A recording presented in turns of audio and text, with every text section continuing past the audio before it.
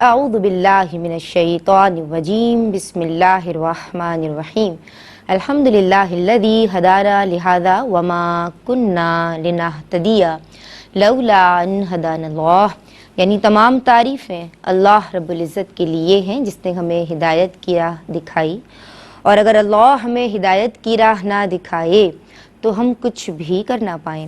اللہم صلی علی سیدنا و مولانا محمد النبی الامی وبارک وسلم وصلی علیہ۔ السلام علیکم ورحمۃ اللہ وبرکاتہ۔ جناب خواتین کی دینی تربیت اور اصلاح کے تعلق سے ARYQ-TV کی یہ خوبصورت کاوش جسے پیش کرنے کی سعادت یہ ذرہ ناچیز کئی برس سے الحمدللہ حاصل کر رہی ہے۔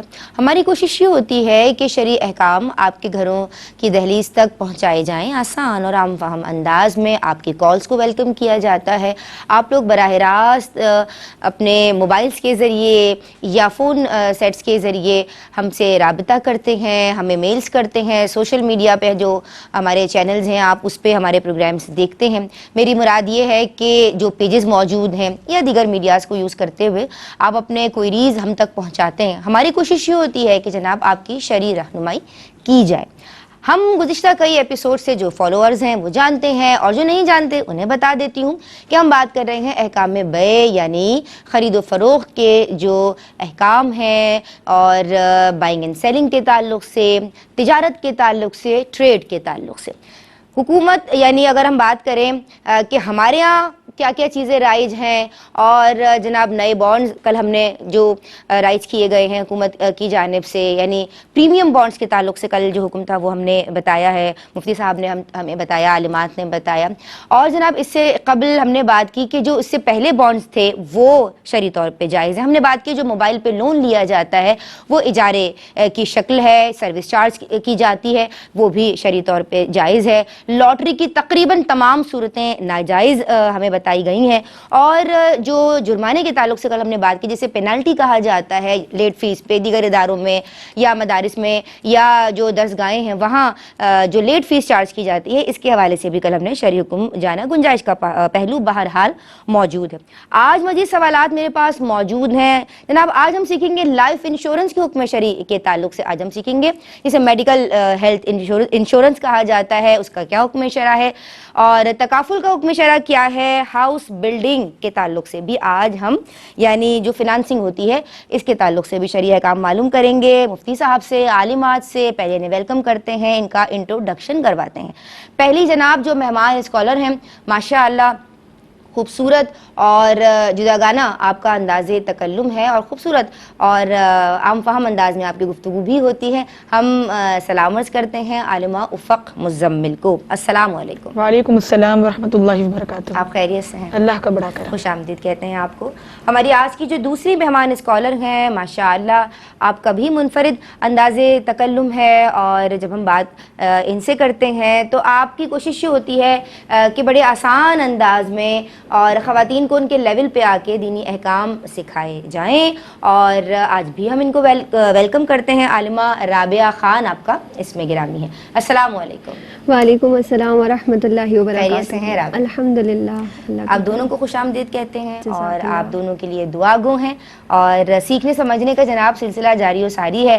اور ہمارے پروگرام کے حوالے سے میں ہمیشہ کہتی ہوں کہ میرے لیے باعث سعادت ہے کہ میں آپ کی اسٹوڈنٹ ہوں، ہم سب آپ سے سیکھ رہے ہیں۔ استاذ الکریم شیخ الحدیث مفتی محمد احسن نوید خان نیازی دامت فیودہم آج بھی ہماری رہنمائی کے لیے آن بھی پر موجود ہیں۔ سلام عرض کرتے ہیں۔ السلام علیکم حضرت۔ وعلیکم السلام ورحمۃ اللہ وبرکاتہ۔ آپ خیریت سے ہیں؟ الحمدللہ رب العالمین۔ اللہ آپ کا سایہ ہمارے سروں پہ سلامت رکھے۔ کل بھی ہم نے بہت سارے احکام سیکھے، اور آج بھی بہت سارے سوالات موجود ہیں۔ آپ کی کالز کو بھی انشاءاللہ میں ویلکم کروں گی۔ کچھ لیفٹ اوورز بھی ہیں یعنی کل کے سوالات، ان کو بھی شامل کریں گے، لیکن ابھی جو پہلا سوال ہے پروگرام کا وہ شامل کر رہی ہوں۔ جناب لائف انشورنس، اس کی کیا حقیقت ہے، کیا شرعی حیثیت ہے جناب؟ اعوذ باللہ من الشیطان الرجیم، بسم اللہ الرحمن الرحیم۔ دیکھیں، شریعت مطہرہ نے ہمیں جہاں پر حلال اور حرام کی تمیز سکھائی ہے، ہمیں احکامات بتائے ہیں، وہی ہمیں بتایا کہ اگر ہم کوئی ایسا کام کرتے ہیں کہ جس میں ہمیں نفع حاصل ہوتا ہے اور وہ حلال ذرائع سے حاصل ہوتا ہے تو بالکل اس کام کا کرنا شرعی طور پہ جائز ہے۔ लाइफ इंश्योरेंस को अगर देखा जाए तो ये एक किस्म की पॉलिसी होती है। अगर इसका बुनियादी तस्वुर देखा जाए तो वो तो अच्छा लगता है कि इसके अंदर म्यूचुअल शेयरिंग के साथ काम होता है, ये हेल्प एक दूसरे की हो रही होती है, जो लोग अफोर्ड नहीं कर पा रहे होते उनकी मदद एक तरीके से हो रही होती है, बाहमी ताउन के साथ कायम इसमें काम किया जा रहा होता है। लेकिन याद रखिएगा कि किसी भी चीज़ का बुनियादी तस्वुर अगर अच्छा होता है और उसके अंदर अनासिर नाजायज़ शामिल हो जाएं तो वो चीज़ खुद भी नाजायज़ हो जाती है। तो लाइफ इंश्योरेंस की अगरचे हमें तस्वुर अच्छा लगता है, लेकिन उसकी जब हकीकत की तरफ जाते हैं तो उसकी डिटेल लोगों को पता ही होगी, कोई नई टर्म नहीं है हमारे लिए, काफ़ी पुरानी चीज़ इंश्योरेंस के हवाले से बहुत सारी कंपनीज काम कर रही हैं। इसके अंदर सूद का उनसर भी पाया जाता है, इसके अंदर जुए का उनसर भी पाया जाता है और इसमें जुल्म भी होता है। मुख्तसरन अर्ज़ करती चलूँ कि इसके अंदर ये होता है कि आपको कंपनी एक टाइम पीरियड देती है कि आपने इतने टाइम तक इतनी पेमेंट करनी है, और इस दौरान अगर आपकी तबीयत ख़राब होती है तो कंपनी आपका खर्चा उठाती है। अब अगर बिलफर्ज आपने 2 महीने की पेमेंट की है 10,000 रुपये और आपका जो खर्चा आया है वो 50,000 आया, तो कंपनी वो 50,000 भी पे करती है। ठीक है। तो आपने पे 20,000 10,000 किए, आपको मिल रहे ज़्यादा है, ये एक चीज़ गलत। दूसरा है कि अगर आपने दरमियान में पॉलिसी को ख़त्म करने की कोशिश की तो जितने पैसे आपने भरे वो सारे ख़त्म हो गए, तो ये आपके साथ जुल्म का एक मामला हो जाएगा। तो इसी तरीके से इसके अंदर जो ये तीनों मामलात हैं, जुल्म, सूद और जुआ, ये तीनों चीज़ें इसमें पाई जाती हैं और कुरान करीम में इसकी सरी मुमानत मौजूद है कि जिस इंसान ने सूद या जुए के ज़रिए अपना माल हासिल किया तो ये बातिल तरीके से एक दूसरे का माल खाने के मुतरादिफ है। कुरान करीम वाज़ेह तौर पे फरमाता है कि ए लोगों, बातिल तरीके से एक दूसरे का माल नाहक मत खाओ। तो हमें ये अहकाम बताया गया, मज़ीद फरमाया कि जो इंसान सूद लेता होगा बरोज़े क़यामत वो इस हाल में खड़ा होगा कि जैसे उसको आसेब छू कर चला गया हो, यानी बिल्कुल मखबूतुल हवास वो शख्स खड़ा होगा। तो ये एक उसके लिए अजाब है अल्लाह की जानिब से। और सूद लेने वाला वैसे भी अल्लाह ताला से ऐलान जंग कर रहा होता है, अल्लाह ताला से उसकी जंग की इब्तिदा होती है, तो बिल्कुल इससे हम मना करेंगे। ये ज़रूर है कि बाज़ मामलात ऐसे होते हैं कि जिनमें हम इंश्योरेंस चाहते नहीं हैं मगर जबरी इंश्योरेंस किया जा रहा होता है। तो बाज़ कंपनीज में काम करते हैं एम्प्लॉयज़ होते हैं, या फिर गैर बाहर के ममालिक ले लें या हमारे मुल्क को ले लें, आप अगर कहीं काम कर रहे हैं लेकिन वहाँ पर जबर है आपके ऊपर कि इस जगह पे काम करने के लिए इंश्योरेंस होगा, तो उसमें चूंकि आप मजबूर महज हैं तो आप फिर इंश्योरेंस पॉलिसी जो ली वो कंपनी के हवाले सारा उसका जिम्मा है, गुनाह भी उनके जिम्मे है, उसका जो नफ़ा आपको मिलता है वो आप ले सकते हैं क्योंकि इसमें आपके लिए जबर की सूरत है। अपनी मर्जी से खुशी के साथ पॉलिसी लेना ये शरई तौर पे बिल्कुल नाजायज़ होगा और इसको अवॉइड करना होगा। जी जनाब, हमने इंश्योरेंस पॉलिसी या जो लाइफ इंश्योरेंस है इस ताल्लुक़ से हुक्म शरा जाना नाजायज़ है। तकाफुल का क्या हुक्म शरा है? आऊज़ु बिल्लाहि मिनश शैतानिर रजीम, बिस्मिल्लाहिर्रहमानिर रहीम। देखिए, जो तकाफुल का वर्ड है वो पहले थोड़ा सा इंट्रोड्यूस करवा दूँ कि किफ़ाला से निकला है, और किफ़ाला का मतलब होता है कि किफ़ालत करना, ठीक है। और जब इसमें तकाफुल की टर्म आती तो इसका मतलब होता है कि आपस में बाहमी किफ़ालत करना, कि म्यूचुअल कॉपरेशन होते हैं कि आपस में एक दूसरे की किफ़ालत करना।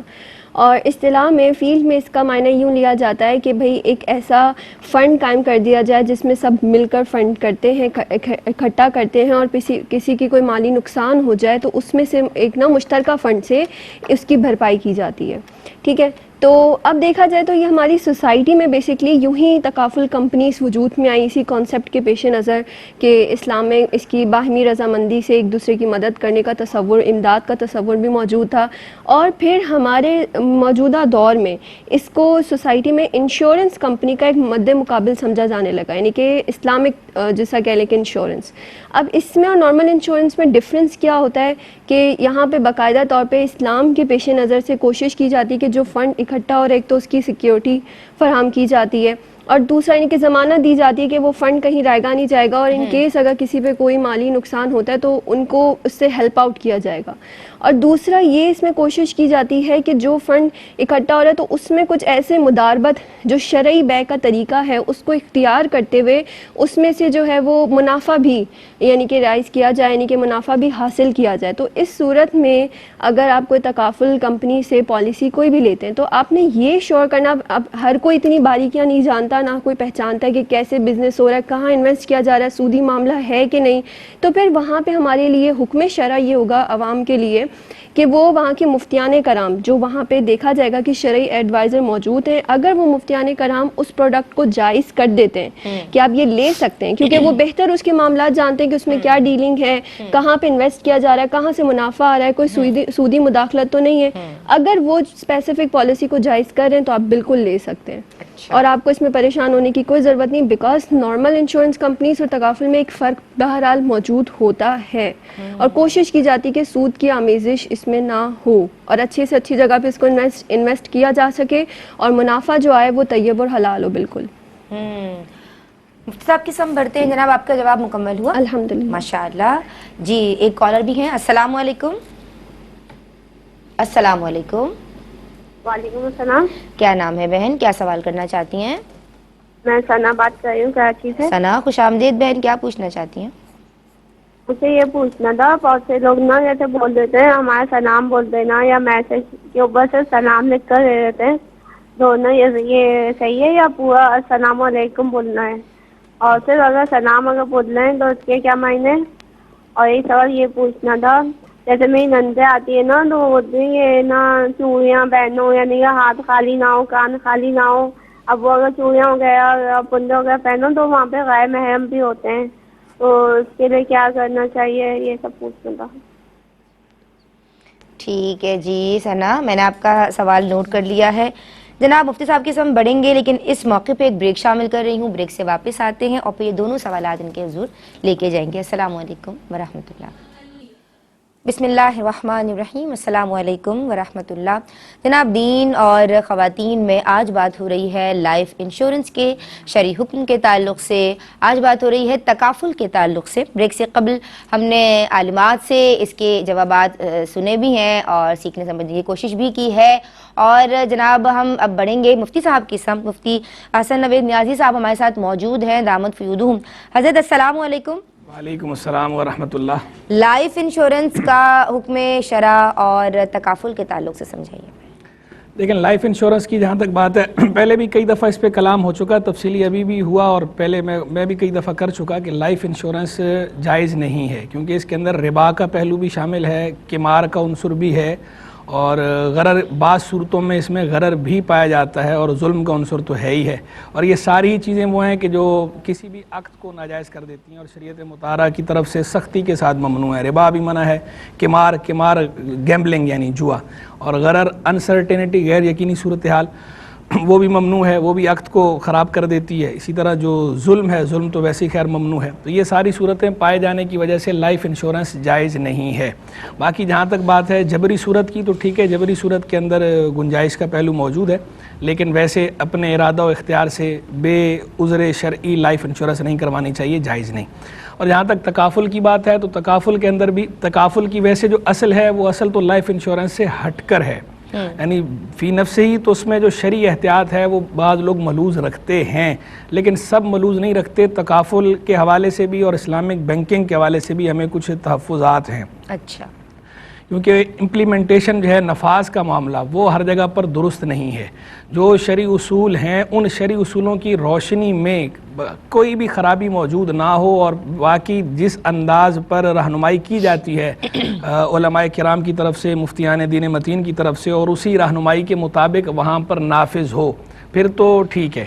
لیکن عموماً دیکھنے میں یہ ہے، مشاہدہ یہ ہے کہ جس طرح رہنمائی کی جاتی ہے لوگ اس طرح ایز اٹ از من و ان نافذ نہیں کرتے، کیونکہ جو نافذ کرنے والے لوگ ہیں، قوت نافذہ جن لوگوں کے پاس ہے، وہ عام طور پر عالم نہیں ہوتے، غیر عالم ہوتے ہیں، اور انہیں اس معاملے کی حساسیت کا اور نزاکت کا احساس اس طرح نہیں ہوتا جس طرح علماء کرام کو ہوتا ہے. جی بالکل. تو اس وجہ سے ہم اس میں حتی الامکان بچنے کا ہی کہتے ہیں، بچنا چاہیے. اور باقی ہاں کوئی اگر ذاتی طور پر پرسنلی جانتا ہے کہ واقعی وہاں نفاذ بھی درست ہے، احکام بھی درست ہیں، شرعی اصولوں کی روشنی میں ہے، کوئی شرعی خرابی نہیں ہے، اور اس کا نفاذ بھی اسی انداز پر ہو رہا ہے، تو ٹھیک ہے، اس کے اندر تو کلام نہیں ہے، وہ اس کے لیے جائز ہی ہوگا. لیکن ادروائز عام حالات میں اس سے بچنا بہتر ہی ہے. باقی اگر کوئی کسی معتبر محتاط فی الدین عالم کو جو واقعی متقی پرہیزگار ہوں اور مستند معتمد علیہ مفتی ہوں، مفتی صاحب ہوں، اگر ان کی تحقیق پر عمل کرتا ہے اور وہ اسے کسی کے بارے میں ریفر کرتے ہیں یا کہتے ہیں کہ اس جگہ پر میری معلومات کے مطابق بالکل شرعی اصولوں کے مطابق ہو رہا ہے ایسا، اور نفاذ بھی اسی کے مطابق ہی ہے، یعنی پریکٹس بھی اسی کے مطابق ہو رہی ہے، تھیوری اور پریکٹس دونوں ہی یکساں ہیں، سیم ہے، تو کوئی اگر ایسے مفتی صاحب کی رائے پر عمل کرتا ہے تو اس صورت میں کوئی قباحت نہیں ہے، کوئی گرفت نہیں، کوئی مواخذہ نہیں. ٹھیک ہے. میں آپ کی سمجھاؤں گی عالمہ افق.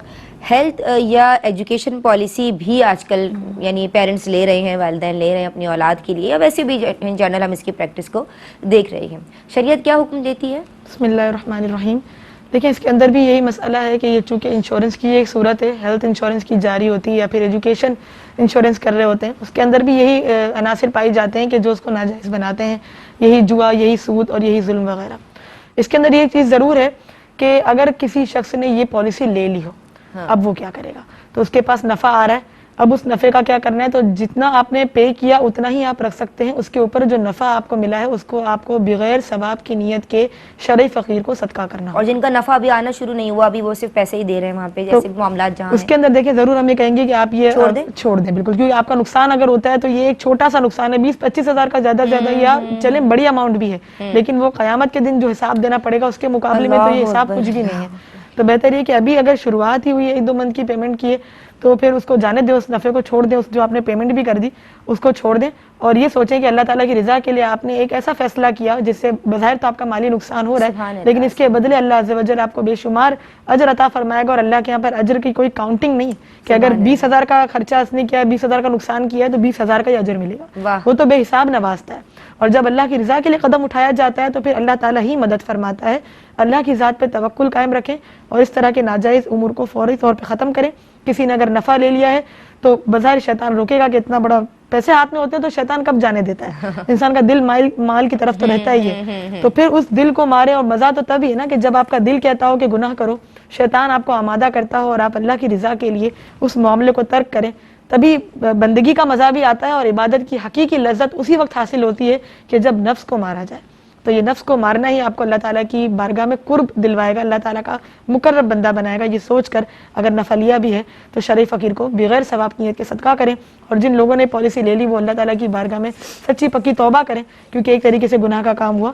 اور ضروری ہے کہ اس طرح کے معاملات کرنے سے پہلے فاسألوا اہل الذکر ان کنتم لا تعلمون، اہل علم سے پوچھ لو اگر تم نہیں جانتے. ایک کالر ہے جناب، شامل کر رہی ہوں. السلام علیکم. وعلیکم السلام ورحمۃ اللہ. جی بہن کیا نام میرا ہے؟ ایک کوشچن یہ ہے کہ کوئی شخص 92 کلومیٹر کی مسافت پر جا رہا ہے اور جس جگہ جانا ہے وہاں پر 15 دن ٹھہرنے کا ارادہ ہے، تو کیا اب راستے میں قصر نماز پڑھے گا یا پوری نماز پڑھے گا؟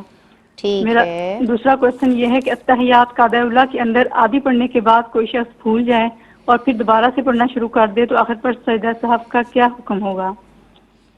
آدھی پڑھنے کے بعد بھول جائے جی، اور قاعدہ اللہ کے اندر، اور پھر دوبارہ سے پڑھنا شروع کر دیں. میرا تیسرا کوشچن یہ ہے کہ کسی جگہ پر ناپاک چھینٹیں پڑی ہوئی ہیں، وہ خشک ہو چکی ہیں، اور اس جگہ پر اگر کوئی شخص گیلے لباس کے ساتھ بیٹھ جائے تو یا اور اس کا گیلا پن اس جگہ پر منتقل ہو جائے تو لباس کی ناپاکی کا کیا حکم ہوگا؟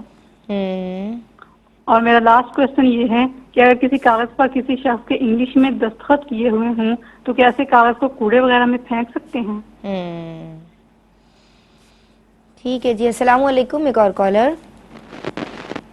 السلام علیکم. وعلیکم السلام ورحمۃ اللہ. کیا نام ہے بہن؟ کیا سوال کرنا چاہتی ہیں؟ خوش آمدید. جی میرا نام بشرا. میں سوال نماز کے حوالے سے کرنا تھا. جی بشرا کہ نماز کا اگلا جو نماز ہے اس کا ٹائم شروع ہونے سے کتنی دیر پہلے تک ہم پچھلی نماز پڑھ سکتے ہیں؟ جیسے عصر کا ٹائم شروع جب ہوتا ہے فرض کریں 5 بجے شروع ہوتا ہے، تو اس سے کتنی دیر پہلے تک ہم ظہر کی نماز پڑھ سکتے ہیں؟ 20 منٹ پہلے یا بالکل سے ملا کے ساتھ پڑھ سکتے ہیں؟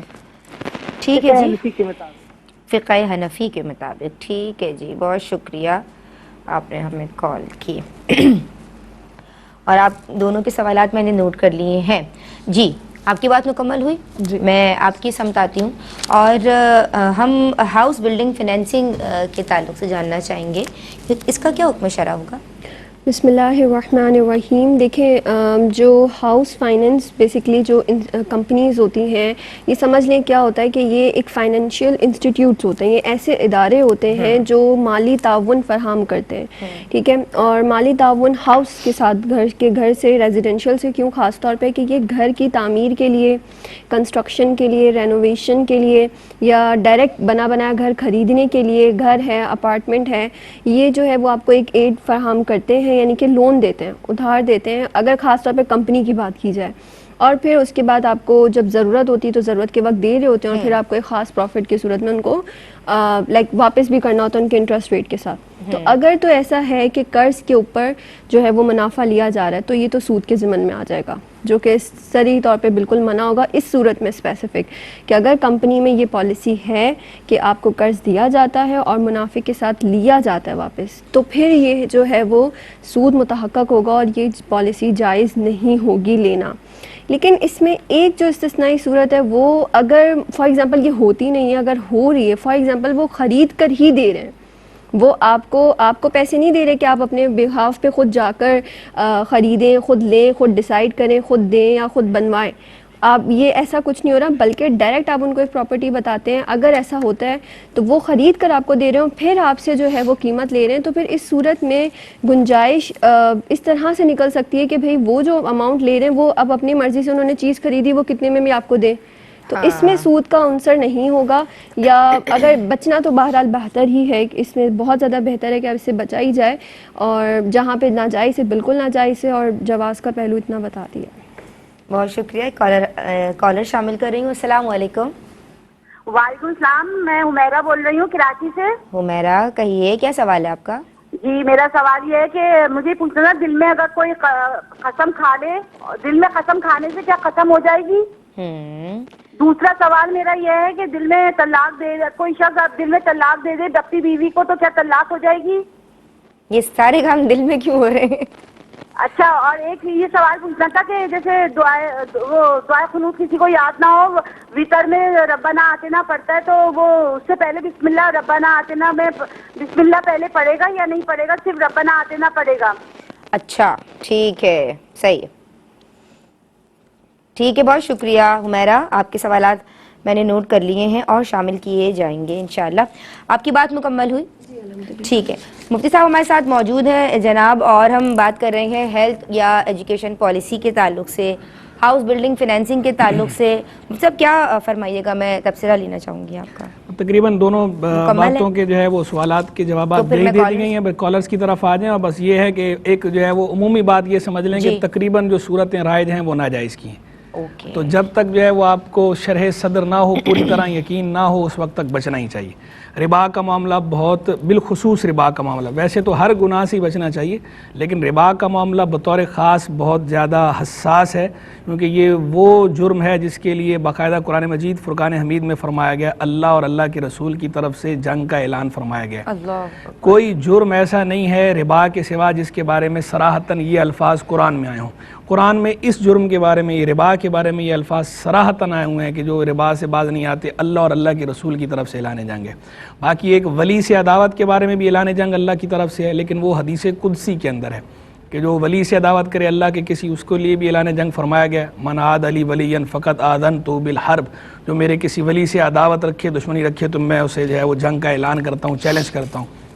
یہ حدیث قدسی کے لفظ ہیں یہ، اور قرآن مجید فرقان حمید میں ربا کے بارے میں. تو یعنی ربا اتنا بڑا جرم ہے کہ ربا کو ہلکا بالکل نہیں لینا چاہیے. اس پر باقاعدہ لعنت کے الفاظ بھی آئے ہیں حدیث کریمہ کے اندر، اور لعنت کا معنی ہوتا ہے اللہ کی رحمت سے دور، اور اللہ تعالیٰ کی طرف سے اور اللہ کے رسول کی طرف سے جنگ کا اعلان خود قرآن مجید فرقان حمید میں مذکور ہے. تو لہذا ربا کے معاملے میں حتی الامکان سنجیدہ اور سنجیدہ ہی ہونا چاہیے، اور وہ معمولی سے چھوٹے نفع کے لیے جو ہے وہ آنکھ آڑے کان نہیں کرنے چاہیے. اس میں بعض لوگ کہتے ہیں کہ اچھا اختلاف ہے، یہ ہے وہ ہے، تو آپ اپنے دل کو اچھی طرح ٹٹول لیں اور یہ دیکھ لیں کہ بھئی آپ جو کر رہے ہیں یہ ربا کا معاملہ جو ہے یہ کتنا نازک ہے، اور آپ اسے جھیل سکتے نہیں جھیل سکتے. اللہ تعالی ہم سب کو ربا سے بچائے. اللہم آمین، اللہم آمین.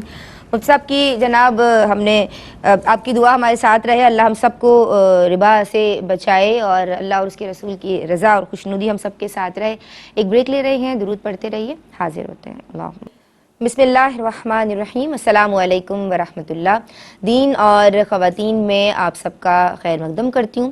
جناب ہم اب کالرز کے سوالات، یعنی کل کے پروگرام کے جو لیفٹ اوورز ہیں وہ تمام ناظرین جو اس وقت ہمیں دیکھ رہے ہیں ان کے سوالات میں شامل کر رہی ہوں. بسم اللہ الرحمن الرحیم. ایک بہن نے پوچھا مفتی صاحب آپ کی سمجھ آئیں گے قربانی کے تعلق سے کہ ان کے نام پہ ایک فلیٹ ہے، اور وہ فلیٹ ان کے نام پر ہے، وہ اسی میں رہتی ہیں، اس کے علاوہ ایک اور فلیٹ انہوں نے لیا ہے وہ بھی انہی کے نام پر ہے. اب کیا ان پہ قربانی بنے گی؟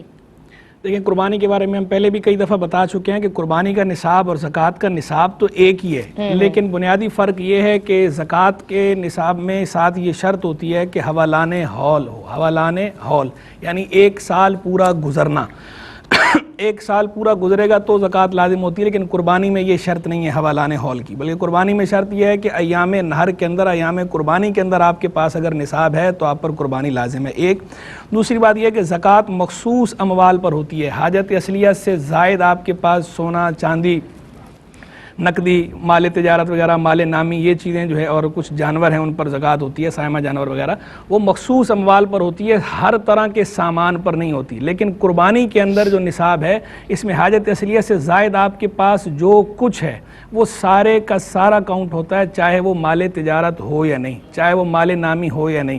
تو پراپرٹی جو ہے وہ چاہے رہنے کے لیے ہی کیوں نہ ہو، تو رہنے کا جو مکان ہے اگر حاجت اصلیہ سے زائد آپ کے پاس ہوگا تو وہ نصاب میں شامل کیا جائے گا۔ زکوٰۃ میں شامل نہیں ہوتا، نصاب میں ہوگا، لیکن قربانی کے نصاب میں ہوگا، زکوٰۃ میں شامل نہیں ہوتا اگر وہ رہنے کے لیے۔ ہاں تجارت کی نیت سے آپ خریدیں گے اور تجارت کی نیت برقرار ہے پھر تو وہ مال تجارت ہونے کی وجہ سے شامل ہوتی ہے پراپرٹی، لیکن فی نفس ہی پراپرٹی جبکہ صرف آپ کی رہائش کے لیے ہو، بیچنے کی نیت سے نہ ہو، تجارت کی نیت سے نہ ہو، تو وہ زکوٰۃ کے نصاب میں شامل نہیں ہوتی۔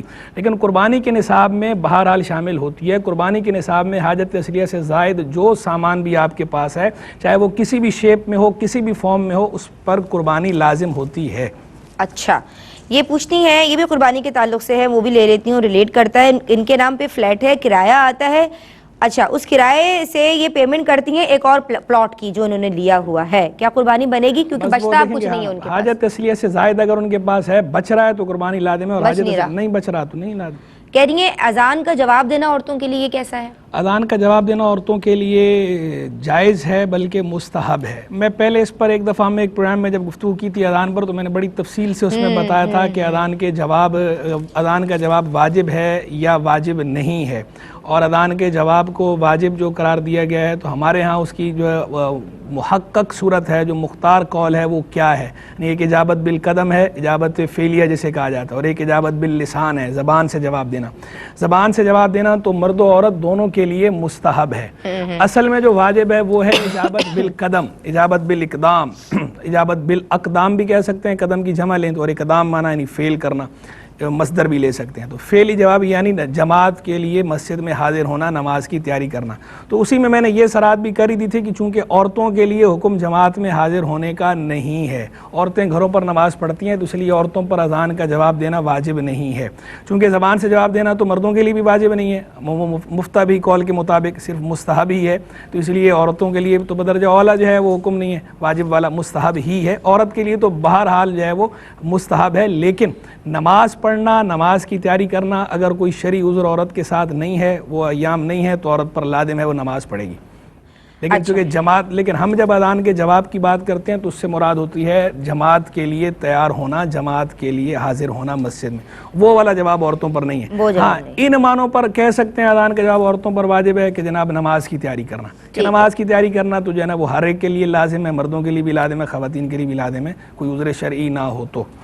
زویا نے پوچھا بلا وجہ جادو کر کے اگر لوگ تنگ کریں ان کا کیا کیا جائے؟ جادو تو بلا وجہ کا تو خیر سوال ہی پیدا نہیں ہوتا، بلا وجہ ہو یا بل وجہ ہو، جادو تو جائز ہی نہیں ہے۔ جادو کرنا کسی بھی صورت میں جائز نہیں ہے۔ جو کبیرہ گناہ ہیں، بڑے بڑے گناہ جنہیں قرار دیا گیا ان کے اندر جادو شمار ہوتا ہے، اور جادو کرنے والے کی تو سزائیں بھی بڑی سخت رکھی گئی ہیں، بلکہ فقہائے کرام نے تو بڑے بڑے سخت احکام جاری کر رکھے ہیں کہ جو عادی جادوگر ہو تو اسے تو حاکم اسلام قتل کرے گا، اس کی سزا یہ رکھی ہوئی ہے۔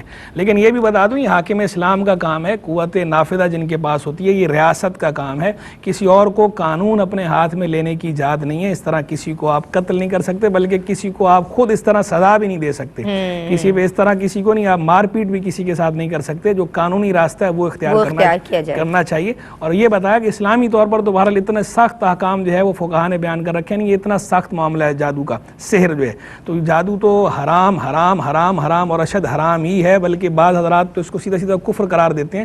اگرچہ اس میں راجح بات یہ ہے کہ کفر اس صورت میں ہوتا ہے کہ جب اس کے اندر کوئی کفریہ کلمہ، کفریہ فعل ہو تو کفر ہوگا، ادروائز حرام ہوگا، اور اشد حرام ہوگا، اشد کبیرہ ہوگا۔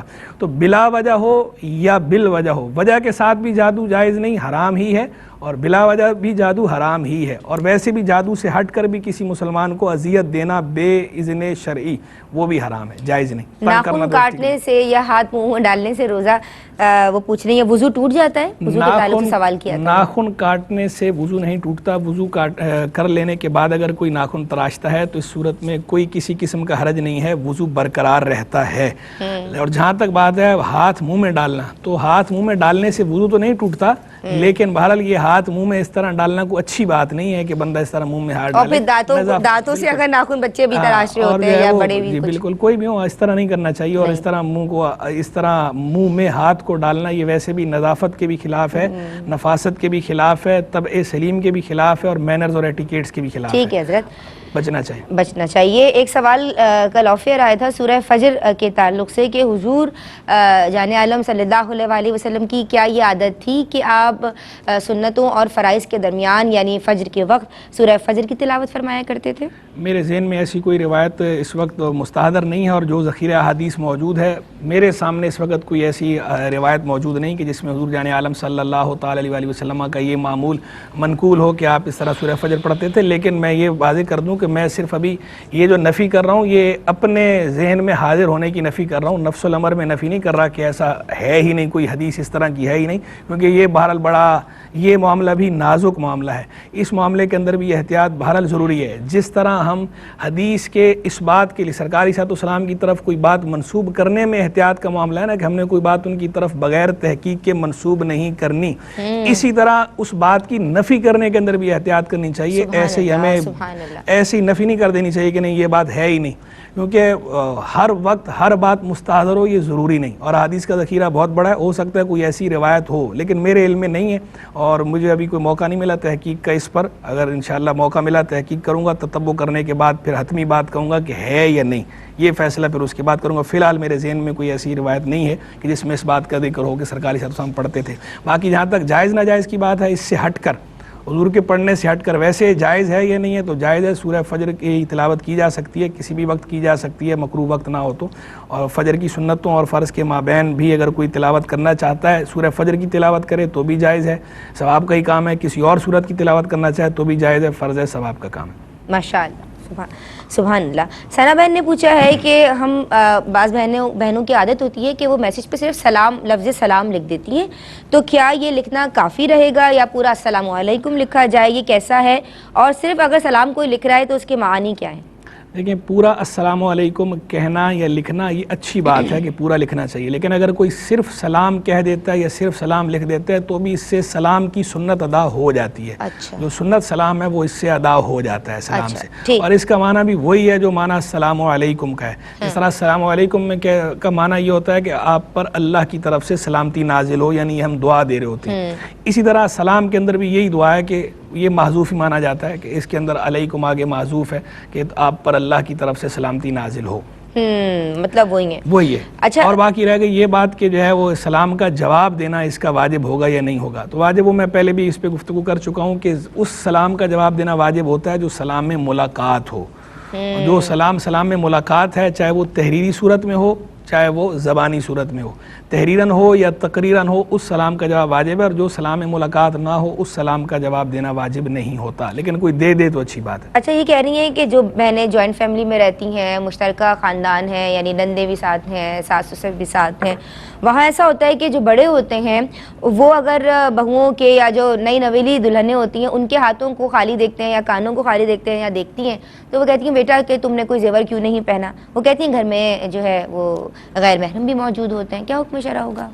لیکن بات یہ ہے کہ ویسے تو زیب و زینت جائز جو ہے خاتون کو اختیار کرنے کا حکم ہے اور کرنی چاہیے، اور جہاں تک بات ہے محرم نا محرم کی تمیز، اس کا بھی شریعت کا ہی حکم ہے، تو یہ تمیز بھی بہرحال رکھنی چاہیے۔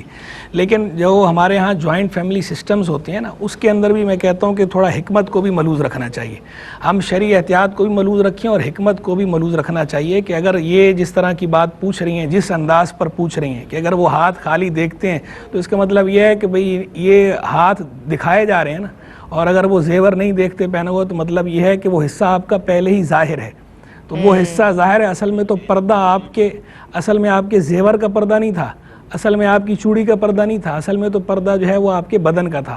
تو اگر بدن کا وہ حصہ ظاہر ہو رہا ہے تو صرف اس میں مسئلہ نہیں ہے کہ وہ زیور آپ کا وہاں ظاہر ہو یا نہ ہو، اصل تو اس حصے کی بات ہے. تو یا تو آپ اس طرح جو پردے کے احکام ہیں وہ سارے کے سارے فالو کریں، بہت اچھی بات ہے، آپ کرنے چاہیے. اور لیکن اگر آپ اس طرح فالو نہیں کر رہی تو صرف اس بات کو ایشو نہ بنائیں کہ جناب گھر کے بڑے نے کسی نے آپ کو کہہ دیا کہ بھائی شادی ہوئی ہے نہیں تو یہ اس کے ہاتھ میں چوڑی ہونی چاہیے، زیور ہونا چاہیے، کیونکہ ہمارے یہاں عرف ہے لوگ باہر سے آتے ہیں تو پھر وہ بولتے ہیں تو شاید یہ خوش نہیں ہے یا جو ہے وہ گھر والوں کا سلوک ان کے ساتھ اچھا نہیں ہے. تو ظاہری بات ہے وہ اس بنا پر کہہ رہے ہوتے ہیں. تو اگر اس پر کوئی اس طرح چوڑیاں استعمال کرتی ہے خاتون یا وہ زیور استعمال کرتی ہے جبکہ اس کی نیت بالکل ٹھیک ہو اور نیت میں کوئی خرابی نہ ہو تو اس پر کوئی سختی کرنی بھی نہیں چاہیے. تو اس کو بھی سمجھنا چاہیے، گراؤنڈ ریالٹیز کو بھی دیکھنا چاہیے اور حکمت کو بھی ملوز رکھنا چاہیے. دینی حکمت کو ملوز رکھنا بھی ضروری ہے، شرعی احکام کے ساتھ ساتھ دینی حکمت ملوز ہونا بھی ضروری ہے. ہمیں ایسا ایٹیچیوڈ اختیار نہیں کرنا چاہیے جس سے لوگوں کو شرعی احکام سے لوگ بدکیں. لوگوں کو شرعی احکام سے بدکانا نہیں چاہیے. ہمارا عمل وہ ہونا چاہیے کہ لوگ ہمارے اس طرز عمل کے ذریعے شرعی احکام کے قریب آئیں، نہ کہ یہ کہ وہ بدکنا شروع کر دیں. ٹھیک یہ کہتی ہیں کہ اگلی نماز سے پہلے اور عصر کے لیے انہوں نے خاص طور سے پوچھا ہے کہ کیا وقت ہوگا، کتنی دیر پہلے تک نماز ادا کی جا سکتی ہے؟ نمازوں میں تو دوسری فجر کے سوا، فجر کا وقت طلوع آفتاب ہے، فجر کے سوا بقیہ نمازوں کا ایک نماز کا وقت دوسری نماز کے وقت تک ہوتا ہے. عصر کا بھی ایسی ہے، لیکن مغرب کی نماز سے 20 منٹ پہلے عصر کا مکروہ وقت شروع ہو جاتا ہے. کسی وجہ سے نہ پڑھی ہو تو پڑھ لیں، لیکن اتنی تاخیر کرنی نہیں چاہیے. باقی کتنی دیر ہوتی ہے وہ نظام الاوقات کے جو نقشے ہیں وہ نقشے لے لیں یا وہ ایپ ڈاؤن لوڈ کر لیں اور اس ایپ کے اندر دیکھ لیا کریں. عام طور پر ہمارے ہاں رواج یہ ہے کہ ایسا ہوتا ہے کہ آدھا گھنٹہ پہلے اذان دی جاتی ہے، کہیں 15 منٹ کا رواج ہے اور کہیں آدھے گھنٹے کا کہ آدھا گھنٹہ پہلے اذان دی جاتی ہے. یعنی جو نماز کا وقت شروع ہوتا ہے اس وقت اذان 15 منٹ گزرنے کے بعد کہیں دیتے ہیں اور کہیں آدھا گھنٹہ گزرنے کے بعد دیتے ہیں. باقی آپ لیکن فالو کریں نقشے کو. بہت شکریہ مفتی صاحب، آپ کا ہم شکر گزار ہیں. جناب عالمات ہماری عالمہ افق مزمل اور عالمہ رابعہ خان، ہم آپ دونوں کے شکر گزار ہیں. ناظرین آپ لوگوں کا بہت شکریہ کہ آپ لوگ ہمیں کالز کرتے ہیں. جو سوالات آج رہ گئے ہیں اگر اللہ نے چاہا تو انشاءاللہ میں اگلے ہفتے وہ سوالات شامل کروں گی. آپ کی کالز کو اگلے ہفتے بھی شامل کیا جائے گا اور سیکھنے سکھانے کا یہ عمل جاری و ساری رہے گا. اللہ آپ سب کو سلامت رکھے اور AIQ TV کی سعی کو اپنی بارگاہ میں قبول و منظور فرمائے. السلام علیکم ورحمۃ اللہ.